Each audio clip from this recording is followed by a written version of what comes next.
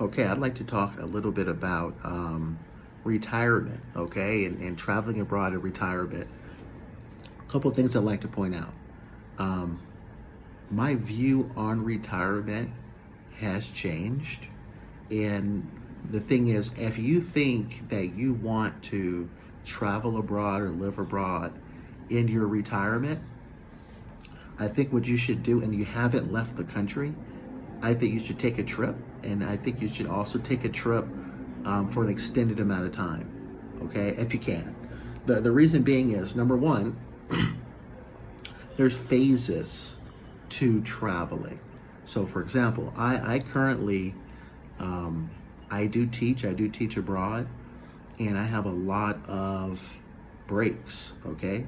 And I notice if I have like a long break, like a summer break, which I'm on right now, I notice that there's phases. I notice like I'd say within the first 2 to 3 weeks, you're kind of jazzed up. You're like, oh man, yeah, I'm here, I did it, I'm abroad, and it's exciting.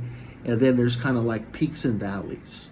When you have those peaks and valleys, um, where some of the excitement, may wear off some, and you are kind of living day-to-day life, it really makes you think about,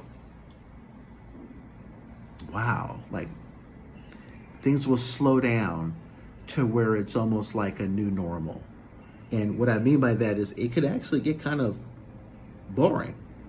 So there's factors that you want to consider. You want to test drive it and see, okay, how would you spend your time? Like I'm right now coming up with different formulas now when I'm abroad. So I was really looking for countries where I could do some volunteer work. I like places where the locals are most social, okay? Because there's a lot of countries that you go to, and you could meet other travelers. But I've seen my fair share of people that are like, man, I'm not trying to go abroad and just hang out with other Americans. They may not like that, okay? And there's pros and cons to that. The pros are you have people that you'll find that you have very similar stories, okay? And you'll find that these people, you probably will find a very, very lot in common and see yourself in a lot of these people that go abroad. But then, also there's another side of that where some travelers feel like they just want something different. But the thing is, I've been to more than my fair share of countries where these that they just are not that open towards foreign people, okay? And in terms of just hanging out and befriending. I notice in the Asian countries, when you find people in Asia that has went to the States and come back, that might be a lot different, because they can relate to you being a foreigner, and because they were a foreigner in let's say the US or in the West. So they appreciated people that went out and helped them while they were abroad. So they kind of return the favor when they see you. They say, oh yeah, hey, I used to live in, blah, blah, blah state. And, if you ever need anything, let me know. You do run across those people. But for the most part, I've lived in a lot of countries where you kind of stay in a foreign bubble. And what I mean by a foreign bubble is you're just hanging out with other foreigners to that country. Um, so that's something to consider. Routines are important. Try to keep your same routines.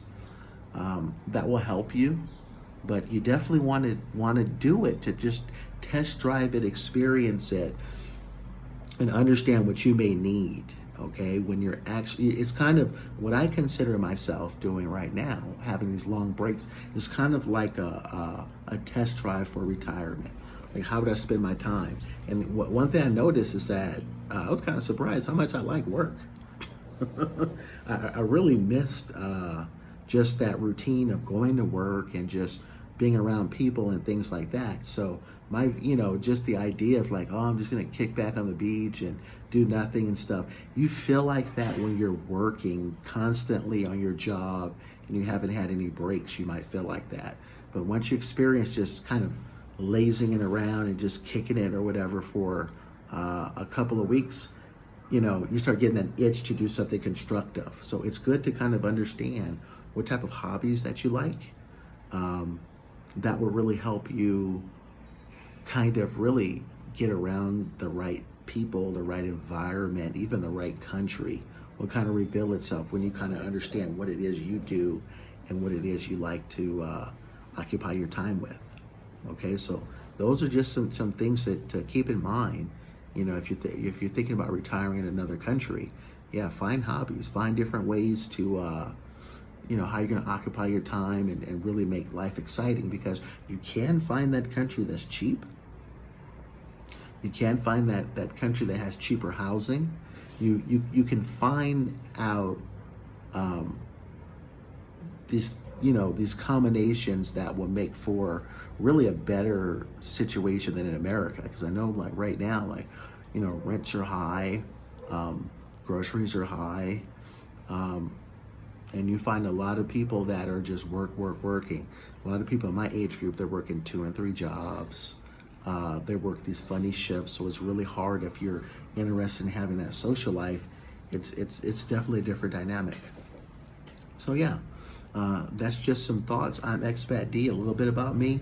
I'll be having different conversations, experience about living abroad. I've been to over 35 different countries.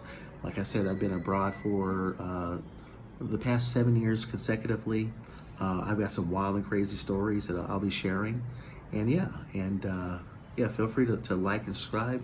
You'll see me also in lives. And if you have any questions about living abroad or just transitioning in a way to make it more effectively, man, you've got the right channel. All right, so I'm Expat D. Peace and I'm out.